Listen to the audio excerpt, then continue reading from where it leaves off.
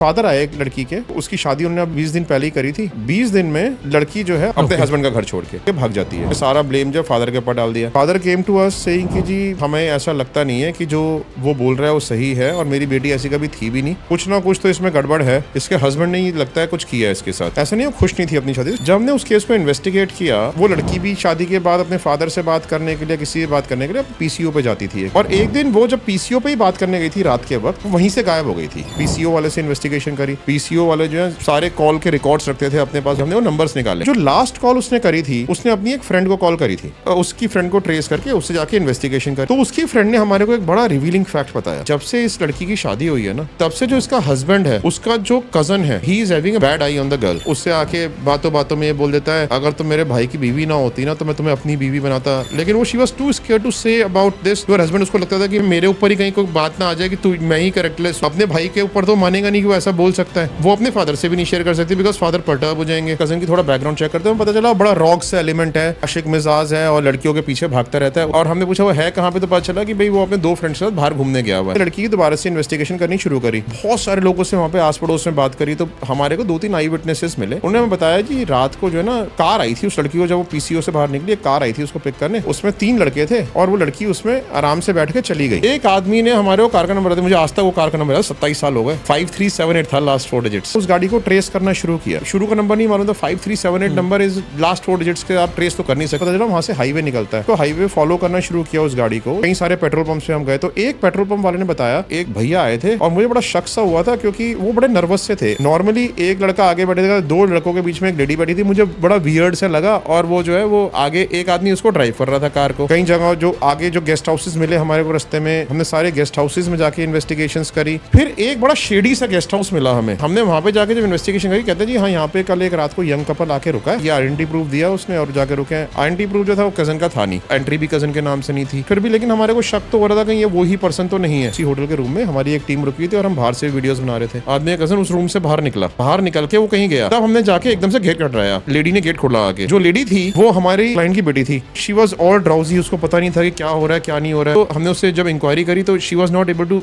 C anything at that point of time. Immediately father को वहां से लोकल उससे जाके फोन किया, पीसीआर को कॉल कर दिया। लड़की अगले दिन फिर होश में आई। कहते कि जी उस दिन मैं जब वहां से निकल रही थी तो इसने मुझे आके बोला, भैया ने जो है आप यहाँ पे पीसीओ पे इतनी रात को कॉल करने आए हो, भैया is getting very angry, car में चलना पड़ेगा मेरे साथ बैठ के। मैं इसके साथ नहीं जाना थी कि बिकॉज मुझे पता था कि ये गलत आदमी है, लेकिन मैं डर इतना गई थी कि भैया कहीं गुस्सा ना हो जाए और हो सकता है कि उन्होंने ही भेजा हो, वरना इसको कैसे पता कि मैं पीसीओ पे आती हूँ। जैसे मैं गाड़ी में बैठी, पीछे आके 2 लोग और बैठ गए। उन्होंने मुझे पता नहीं क्या सुंघाया क्या किया, मुझे समझ में नहीं आया, मैंने अपना होश खो दी।